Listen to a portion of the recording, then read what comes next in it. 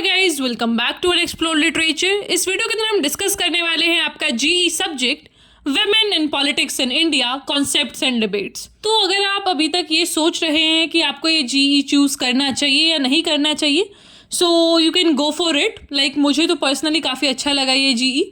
इसके अंदर आपको देखने को मिलेगा किस तरीके से जो वुमेन है उनका रोल है पॉलिटिक्स के अंदर, क्या पावर डायनामिक्स होता है, फेमिनिज्म क्या है, ये सारी चीज़ें आपको देखने को मिलेंगी। If you are interested in to this तो आप ये जी ले सकते हैं। Alright, so now let's talk about the syllabus कि आपके सिलेबस में क्या क्या होने वाला है। Then will cover the first unit of this GE in this video. तो इस सब्जेक्ट के अंदर आपकी टोटल 6 यूनिट होने वाली हैं।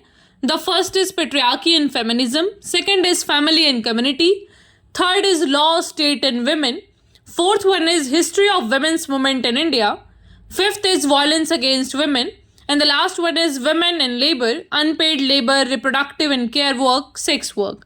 तो हमारा जो फर्स्ट यूनिट है उसके अंदर आपके 3 टॉपिक्स बता रखे हैं, sex, gender debates, public private dichotomy and the last is power. तो इन सारे टॉपिक्स को अब हम इस वीडियो में कवर करेंगे। Alright, so let's start the video, and also if you haven't subscribed the channel तो प्लीज़ पहले वो भी कर लीजिए। We are very near to 20K, तो प्लीज़ पहले 20K करवा दीजिए and also share this video with your friends।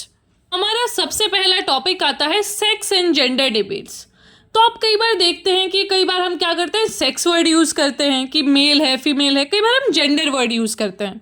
तो दिस इज़ क्वाइट कन्फ्यूजिंग और लोग तो ऐसा एक दूसरे के प्लेस पे ऐसा यूज़ कर लेते हैं इसको ज़्यादा डिस्टिंक्शंस करे बिना ही। लेकिन इनमें फ़र्क क्या होता है? जो सेक्स है वो होता है एनाटॉमिकल बेसिस पे। एनाटॉमी का मतलब है कि आपका बॉडी स्ट्रक्चर कैसा है, साइकोलॉजिकल कैरेक्टरिस्टिक क्या है, मतलब बायोलॉजिकल तरीके से आप एक मेल हैं या फीमेल हैं, उसको हम बोलेंगे सेक्स। लेकिन जेंडर क्या होता है? जेंडर का मतलब है social construction of masculinity and femininity.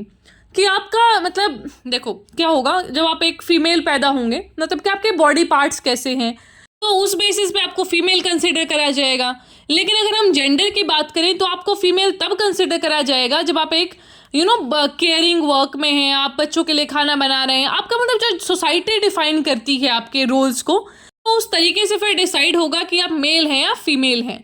तो यहाँ पे मैंने जो चार्ट लगाया है इसमें काफ़ी क्लियर तरीके से बताया गया है कि सेक्स तो क्या है, आपके क्रोमोसोम्स कैसे हैं, आपके रिप्रोडक्टिव ऑर्गन्स कैसे हैं, हार्मोन्स कैसे हैं, ये सारी चीज़ें डिसाइड करेंगे आपकी बायोलॉजी को, आपके सेक्स को।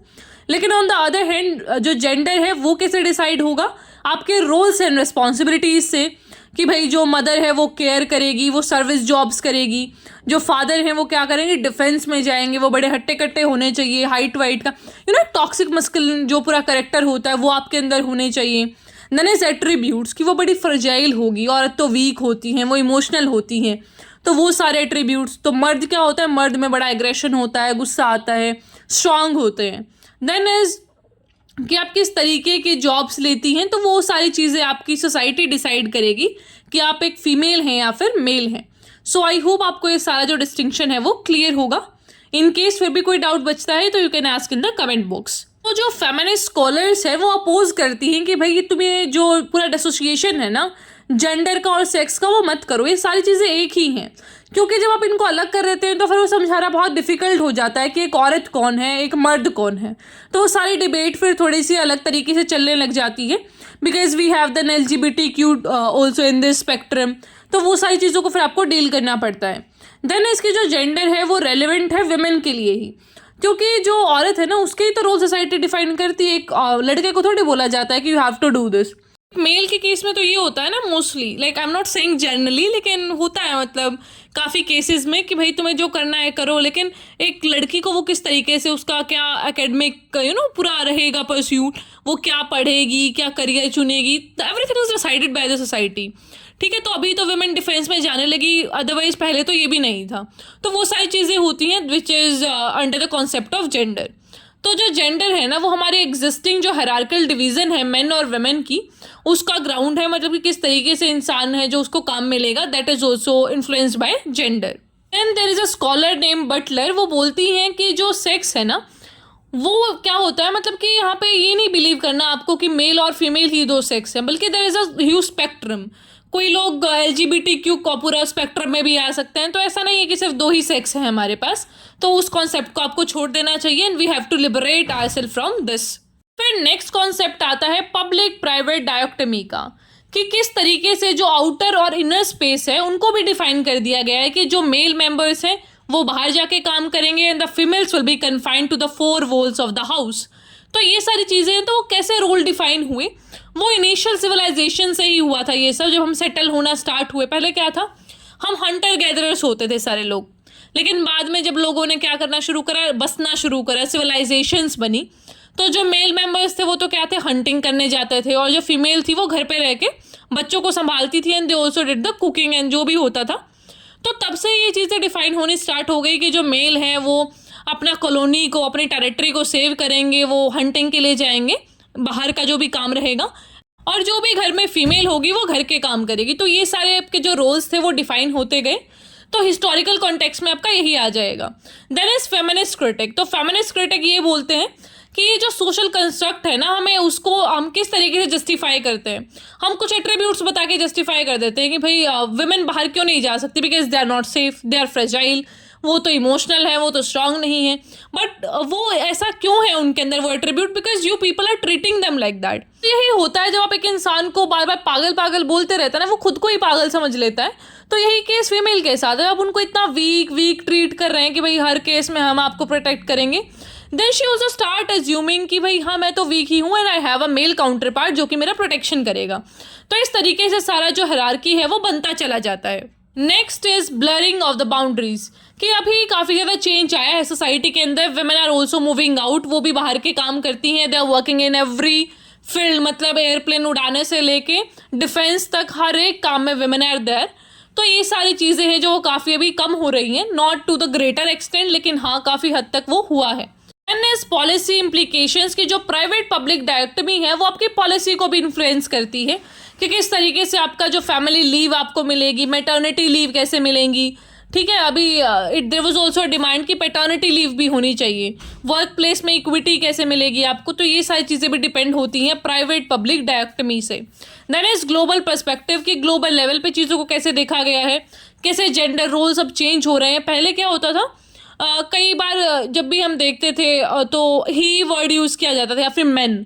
Now like the language is also changing, कि आप बहुत जगह देखेंगे कि ही या फिर मैन की जगह ह्यूमन यूज़ किया जाता है, या फिर ही और शी, मैम, सर।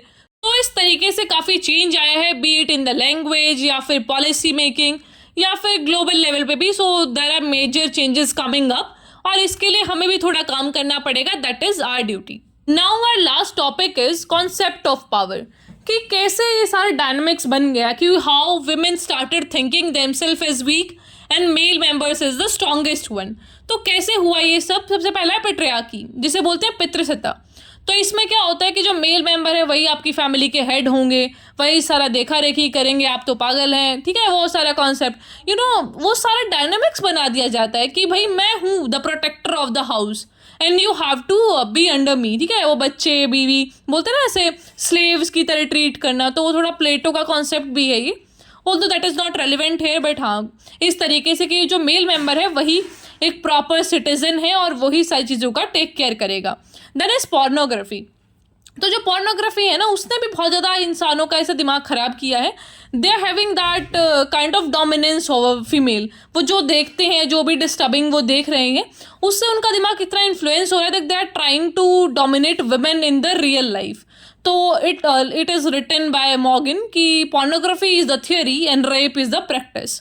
तो इस तरीके से उनको एक्सप्लॉइट किया जाता है in real also, and when they are seeing that imaginary जो भी वो देख रहे हैं, तो वो उनके दिमाग को, उनके इंटेलेक्ट को भी हार्म करता है। देन इज इंटरसेक्शनैलिटी, कि जो वुमेन है वो डबली मार्जिनलाइज हो जाती है जब वो एक अंडर प्रिविलेज्ड ग्रुप से आती है, तो फिर उसका एक्सप्लॉइटेशन होने के चांसेस और ज़्यादा बढ़ जाते हैं, क्योंकि एक तो उसका घर पे एक्सप्लॉइटेशन हो रहा है बाय हर हस्बैंड और the male member of the society. Then is the upper class people. तो इसके खिलाफ काफ़ी सारे फेमिनिस्ट मूवमेंट्स भी आए हैं जिन्होंने डिमांड करा है इक्वालिटी का, कि भाई हमारा पार्टिसिपेशन बढ़ना चाहिए इकोनॉमिक, पॉलिटिकल, सोशल लेवल पे, and the women should be strengthened. There is toxic masculinity. ये सबसे ख़राब चीज़ है कि ऐसा नहीं है कि जो औरतें हैं they are only treated like that. Male से भी बहुत हमने एक्सपेक्टेशंस लगा ली हैं कि you have to be strong. अब किसी को रोना आ रहा है तो आप रोएंगे नहीं because you are male, you have to do this, you have to do that. तो आपने सारी चीज़ें इतना डिफाइन कर दिया कि वो चाह कर भी उस ट्रैप से नहीं निकल पा रहे हैं, and that is the toxic masculinity here. तो इस तरीके से सारी जेंडर की डिबेट्स चलती हैं। आई होप आपको ये पूरा यूनिट समझ आया होगा। कोई भी क्वेश्चन क्वेरी जो भी है उसे आप पूछ सकते हैं कमेंट बॉक्स में। I'll answer that, and also please don't forget to subscribe the channel and give your feedbacks in the comment box. I'll meet you in the next video. Till then, take care, stay happy, stay healthy.